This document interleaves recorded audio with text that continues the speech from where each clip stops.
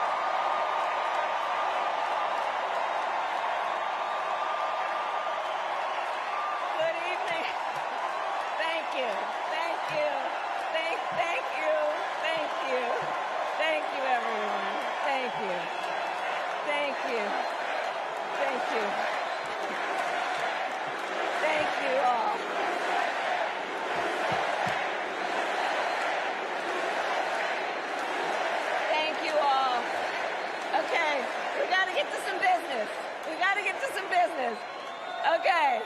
Thank you all. Okay.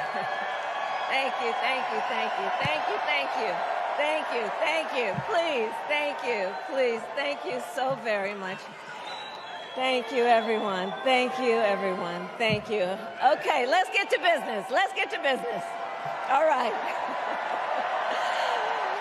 So let me start by thanking my most incredible husband, Doug, for being an incredible partner to me, an incredible father to Cole and Ella, and happy anniversary, Dougie. I love you so very much. To our President, Joe Biden. When I think about the path that we have traveled together, Joe, I am filled with gratitude. Your record is extraordinary, as history will show, and your character is inspiring. And Doug and I love you and Jill and are forever thankful to you both.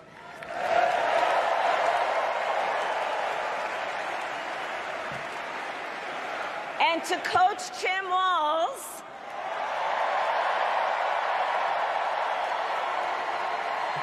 you are going to be an incredible vice president.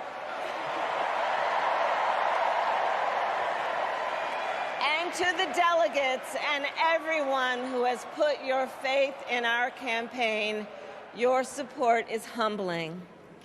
So, America, the path that led me here in recent weeks was no doubt unexpected. But I'm no stranger to unlikely journeys. So, my mother, our mother, Kamala Harris, had one of her own. And I miss her every day, and especially right now. And I know she's looking down smiling. I know that. So my mother was 19 when she crossed the world alone, traveling from India to California with an unshakable dream to be the scientist who would cure breast cancer.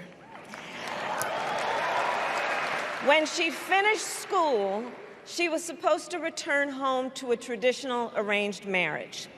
But as fate would have it, she met my father, Donald Harris, a student from Jamaica.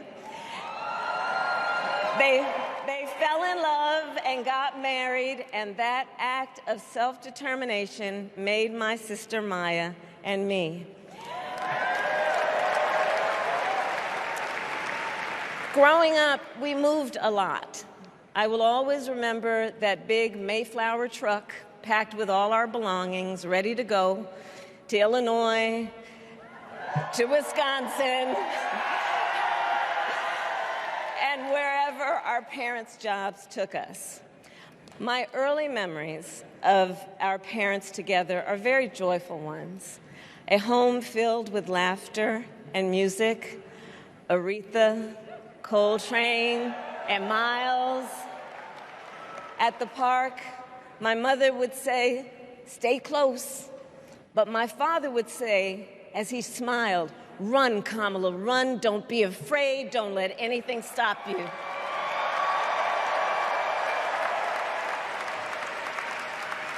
From my earliest years, he taught me to be fearless. But the harmony between my parents did not last.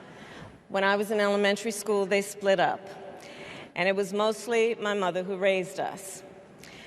Before she could finally afford to buy a home, she rented a small apartment in the East Bay. In the Bay, you either live in the hills or the flatlands. We lived in the flats. A beautiful working-class neighborhood of firefighters, nurses, and construction workers, all who tended their lawns with pride. My mother, she worked long hours, and like many working parents, she leaned on a trusted circle to help raise us. Mrs. Shelton, who ran the daycare below us and became a second mother. Uncle Sherman, Aunt Mary, Uncle Freddie, Auntie Chris. None of them family by blood, and all of them family by love.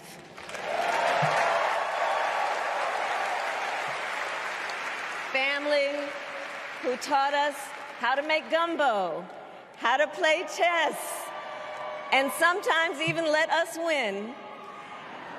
Family who loved us, believed in us, and told us we could be anything and do anything.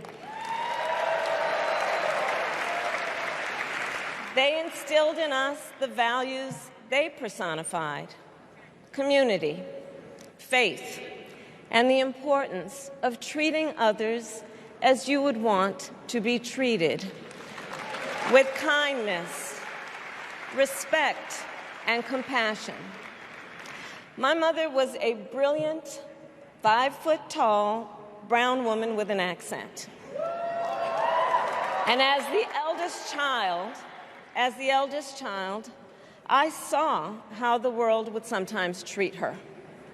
But my mother never lost her cool. She was tough, courageous, a trailblazer in the fight for women's health, and she taught Maya and me a lesson that Michelle mentioned the other night. She taught us to never complain about injustice, but do something about it. Do something about it. That was my mother. And she taught us, and she also taught us, and never do anything half-assed. And that is a direct quote. A direct quote. I grew up immersed in the ideals of the civil rights movement. My parents had met at a civil rights gathering, and they made sure that we learned about civil rights leaders, including the lawyers like Thurgood Marshall and Constance Baker Motley, those who battled in the courtroom to make real the promise of America. So at a young age, I decided I wanted to do that work. I wanted to be a lawyer. And when it came time to choose the type of law I would pursue, I reflected on a pivotal moment in my life. You see, when I was in high school, I started to notice something about my best friend, Wanda.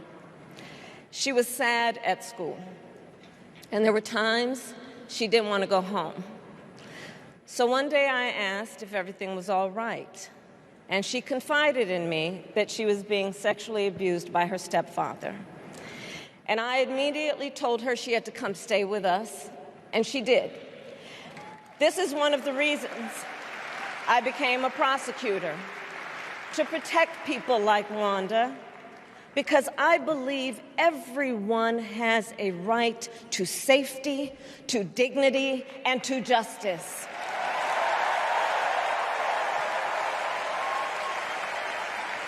As a prosecutor, when I had a case, I charged it not in the name of the victim, but in the name of the people. For a simple reason. In our system of justice, a harm against any one of us is a harm against all of us.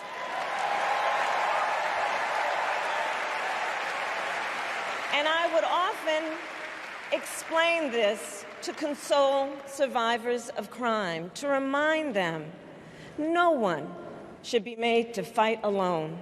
We are all in this together. And every day in the courtroom, I stood proudly before a judge and I said 5 words: Kamala Harris for the people.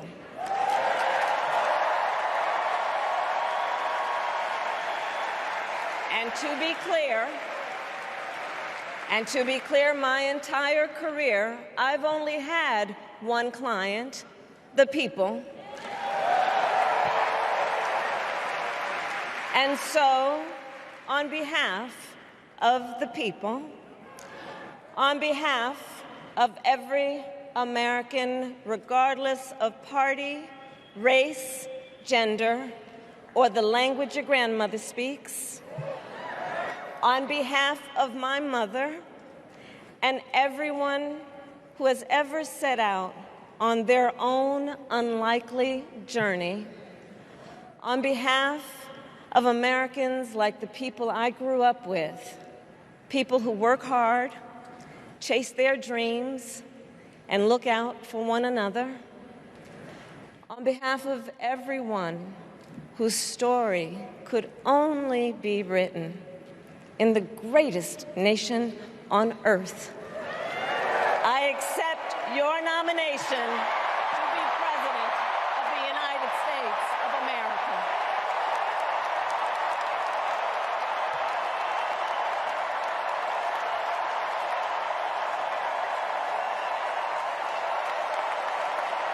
And with this election,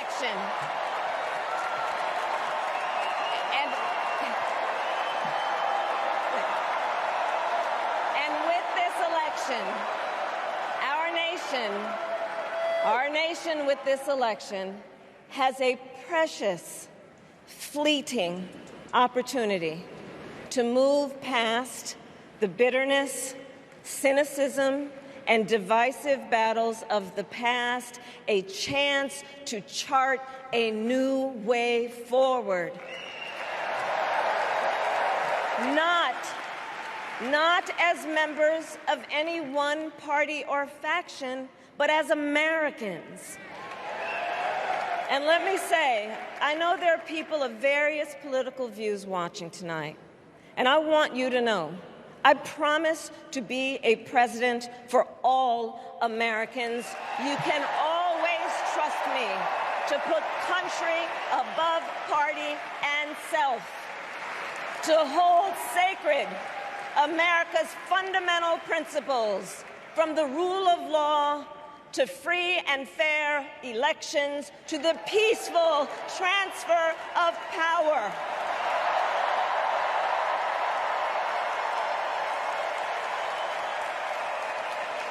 I will be a president who unites us around our highest aspirations, a president who leads and listens, who is realistic, practical, and has common sense, and always fights for the American people. From the courthouse to the White House, that has been my life's work. As a young courtroom prosecutor in Oakland, California, I stood up for women and children against predators who abuse them. As Attorney General of California, I took on the big banks, delivered $20 billion for middle-class families who faced foreclosure, and helped pass a homeowner Bill of Rights, one of the first of its kind in the nation. I stood up for veterans and students being scammed by big for-profit colleges, for workers who are being cheated out of their wages, the wages they were due, for seniors facing elder abuse. I fought against the cartels who traffic in guns and drugs and human beings, who threaten the security of our border and the safety of our communities. And I will tell you, these fights were not easy, and neither were the elections that put me in those offices. We were underestimated at practically every turn, but we never gave up, because the future is always worth fighting for.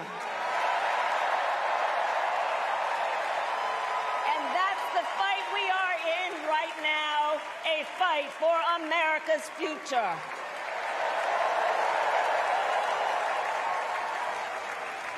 Fellow Americans, this election is not only the most important of our lives, it is one of the most important in the life of our nation.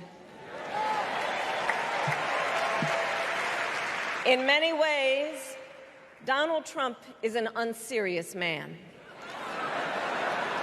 But the consequences of putting Donald Trump back in the White House are extremely serious. Consider not only the chaos and calamity when he was in office, but also the gravity of what has happened since he lost the last election. Donald Trump tried to throw away your votes. When he failed, he sent an armed mob to the United States Capitol, where they assaulted law enforcement officers. When politicians in his own party begged him to call off the mob and send help, he did the opposite. He fanned the flames. And now, for an entirely different set of crimes, he was found guilty of fraud by a jury of everyday Americans, and separately found liable for committing sexual abuse. And consider what he intends to do if we give him power again. Consider his explicit intent to set free violent extremists who assaulted those law enforcement officers at the Capitol. His explicit intent to jail journalists, political opponents, and anyone he sees as the enemy. His explicit intent to deploy our active duty military against our own citizens. Consider the power he will have, especially after the United States Supreme Court just ruled that he would be immune from criminal prosecution. Just imagine Donald Trump with no guardrails, and how he would use the immense powers of the presidency of the United States, not to improve your life, not to strengthen our national security, but to serve the only client he has ever had, himself.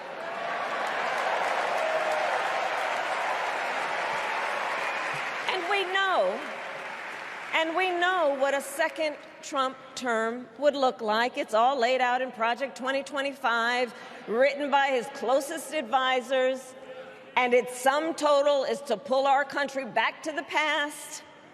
But America, we are not going back. We are not going back. We are not going back. We are not going back to when Donald Trump tried to cut Social Security and Medicare. We are not going back to when he tried to get rid of the Affordable Care Act, when insurance companies could deny people with pre-existing conditions. We are not going to let him eliminate the Department of Education that funds our public schools. We are not going to let him end programs like Head Start that provide preschool and child care for our children. America, we are not going back.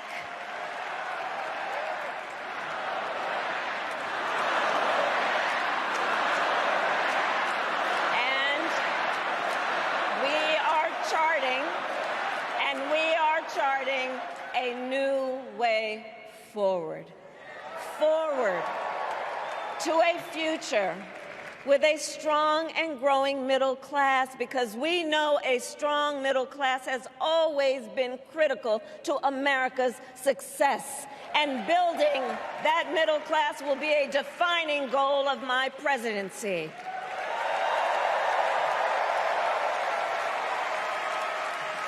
And I'll tell you, this is personal for me.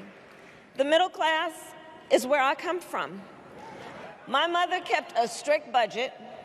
We lived within our means, yet we wanted for little. And she expected us to make the most of the opportunities that were available to us and to be grateful for them. Because, as she taught us, opportunity is not available to everyone. That's why we will create what I call an opportunity economy, an opportunity economy where everyone has the chance to compete and a chance to succeed. Whether you live in a rural area, small town, or big city. And as president, I will bring together labor and workers and small business owners and entrepreneurs and American companies to create jobs, to grow our economy, and to lower the cost of everyday needs like health care and housing and groceries. We will provide access to capital for small business owners and entrepreneurs and founders. And we will end America's housing shortage and protect Social Security and Medicare. Now compare that to Donald Trump, because I think everyone here knows he doesn't actually fight for the middle class. He doesn't actually fight for the middle class. Instead, he fights for himself and his billionaire friends. And he will give them another round of tax breaks that will add up to $5 trillion to the national debt. And all the while, he intends to enact what in effect is a national sales tax, call it a Trump tax, that would raise prices on middle-class families by almost $4,000 a year. Well, instead of a Trump tax hike, we will pass a middle-class tax cut that will benefit more than 100 million Americans.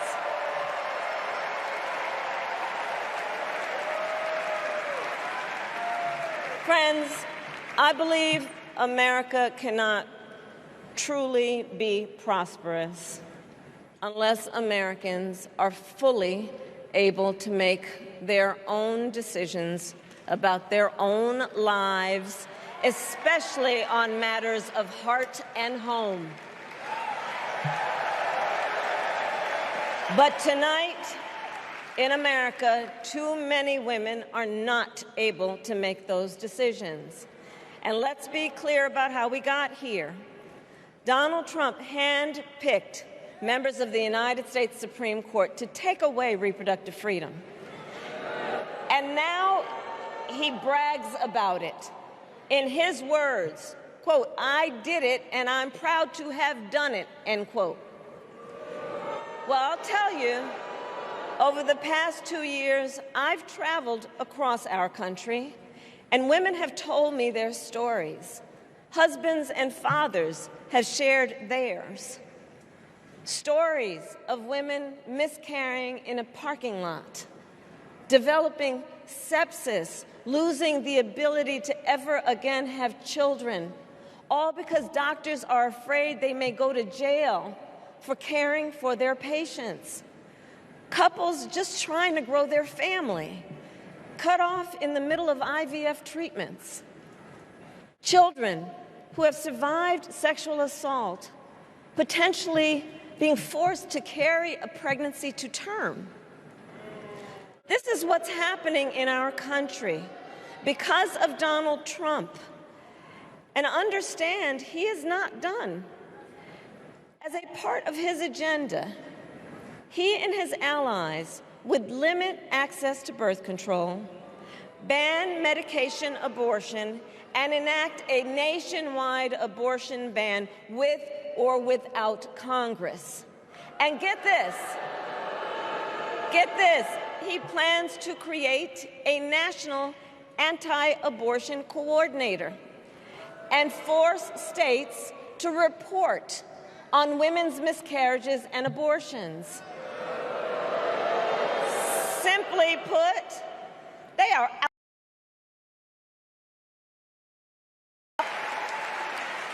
One must ask, why exactly is it that they don't trust women? Well, we trust women. We trust women. And when Congress passes a bill to restore reproductive freedom, as President of the United States, I will proudly sign it into law.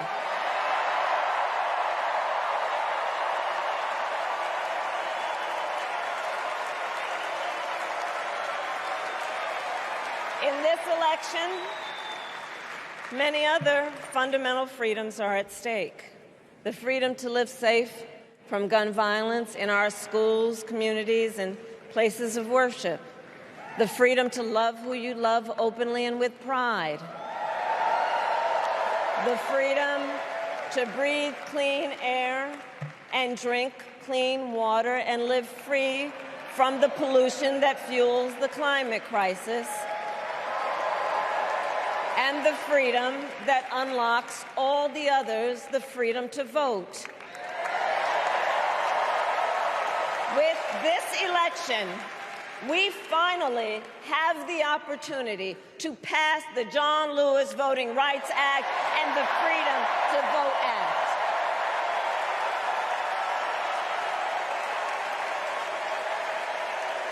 And let me be clear. After decades in law enforcement, I know the importance of safety and security, especially at our border. Last year, Joe and I brought together Democrats and conservative Republicans to write the strongest border bill in decades. The Border Patrol endorsed it. But Donald Trump believes a border deal would hurt his campaign. So he ordered his allies in Congress to kill the deal. Well, I refuse to play politics with our security, and here is my pledge to you. As president, I will bring back the bipartisan border security bill that he killed, and I will sign it into law. I know we can live up to our proud heritage as a nation of immigrants and reform our broken immigration system. We can create an earned pathway to citizenship and secure our border.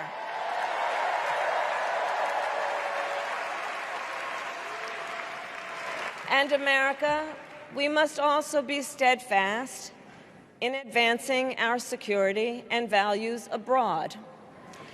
As Vice President, I have confronted threats to our security, negotiated with foreign leaders, strengthened our alliances, and engaged with our brave troops overseas. As Commander-in-Chief, I will ensure America always has the strongest, most lethal fighting force in the world, and I will fulfill our sacred obligation to care for our troops and their families, and I will always honor and never disparage their service and their sacrifice.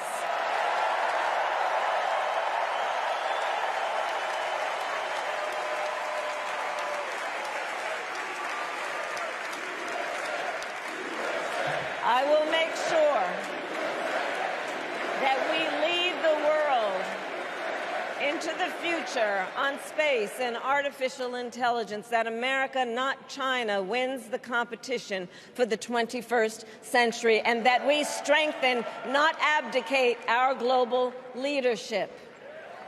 Trump, on the other hand, threatened to abandon NATO. He encouraged Putin to invade our allies, said Russia could, quote, do whatever the hell they want. 5 days before Russia attacked Ukraine, I met with President Zelensky to warn him about Russia's plan to invade. I helped mobilize a global response, over 50 countries, to defend against Putin's aggression. President, I will stand strong with Ukraine and our NATO allies.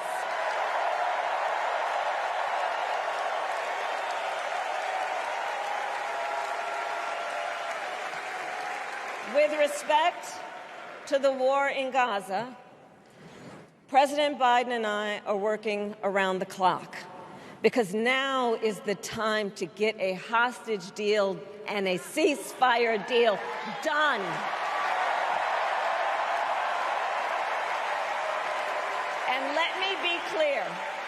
And let me be clear, I will always stand up for Israel's right to defend itself, and I will always ensure Israel has the ability to defend itself, because the people of Israel must never again face the horror that a terrorist organization called Hamas caused on October 7, including unspeakable sexual violence and the massacre of young people at a music festival. At the same time, what has happened in Gaza over the past 10 months is devastating. So many innocent lives lost. Desperate, hungry people fleeing for safety over and over again. The scale of suffering is heartbreaking. President Biden and I are working to end this war such that Israel is secure, the hostages are released, the suffering in Gaza ends, and the Palestinian people can realize their right to dignity, security, freedom, and self-determination.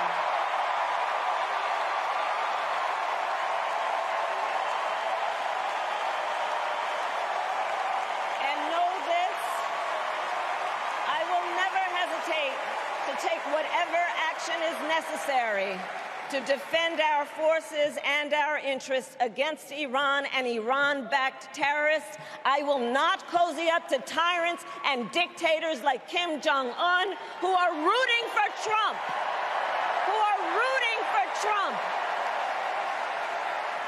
Because, you know, they know he is easy to manipulate with flattery and favors.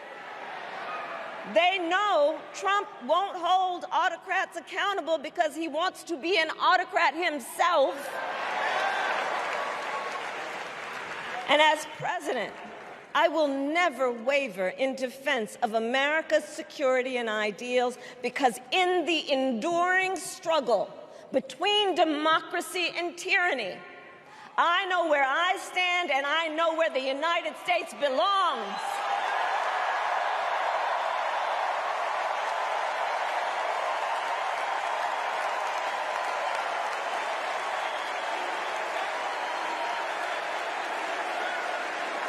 So fellow Americans,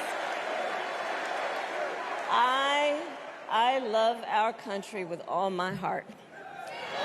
Everywhere I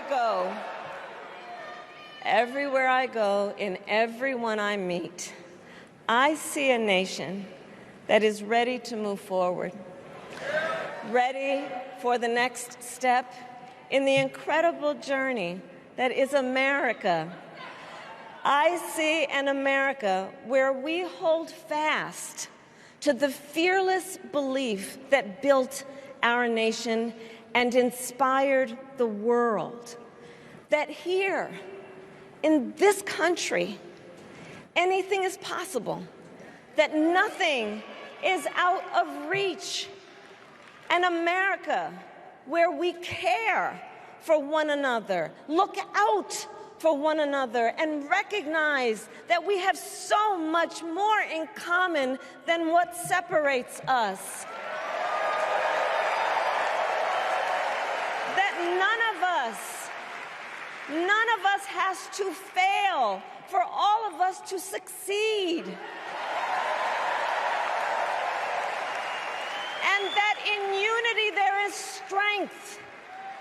You know, our opponents in this race are out there every day denigrating America, talking about how terrible everything is. Well, my mother had another lesson she used to teach. Never let anyone tell you who you are. You show them who you are. America, let us show each other and the world who we are and what we stand for. Freedom, opportunity, compassion, dignity, fairness, and endless possibilities.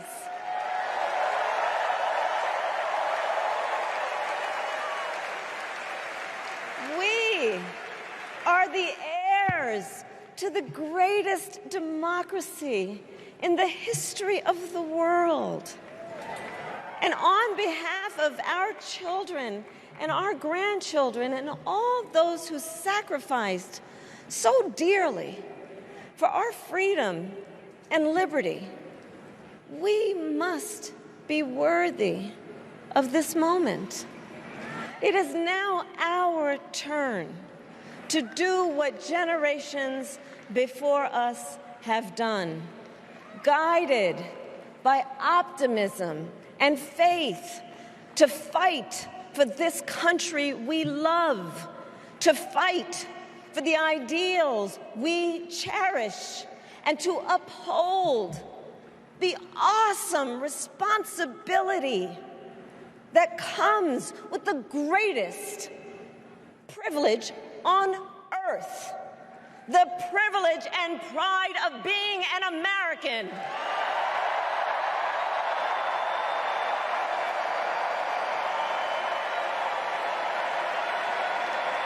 So let's get out there, let's fight for it, let's get out there, let's vote for it, and together, let us write the next great chapter in the most extraordinary story ever